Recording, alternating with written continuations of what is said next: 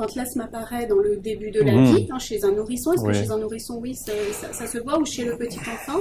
Probablement, il y a une controverse en bas de 2 ans. Parfois, les gens donnent des noms différents à cette maladie, mais on voit que parfois, certains enfants développent un tableau clinique qui ressemble à de l'asthme. C'est ça, c'est difficile à identifier. C'est difficile. Est-ce que c'est une bronchiolite? Est-ce que c'est de l'asthme? Mais on voit avec le temps évoluer justement la maladie vers un asthme chez plusieurs de ces enfants. D'accord. Et quelle serait la prise en charge idéale, on va dire, pour un enfant?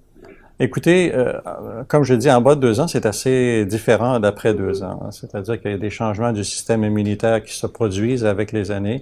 Et on sait que après 2 ans, ou du moins dans la première enfance, si l'enfant a développé déjà une forme d'allergie, il est très important d'éviter le contact avec les allergènes auxquels il est devenu allergique, puisque ça pourrait amener avec le temps le développement d'un asthme. Il faut bien sûr éviter le tabagisme. Le tabagisme secondaire, par exemple la mère qui fume, et même on s'est rendu compte que la grand-mère qui fumait également, étaient des facteurs de risque chez l'enfant.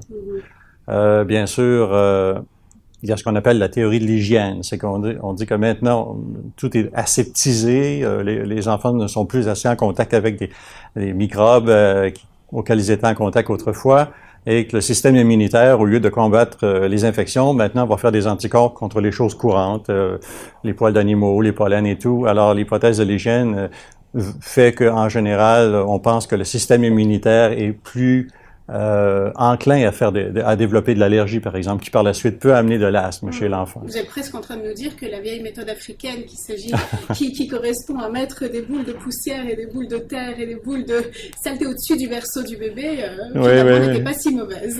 Oui, tout à fait. Autrefois, par exemple, on disait que c'est mieux de préserver les enfants du contact avec d'autres enfants qui avaient des infections respiratoires.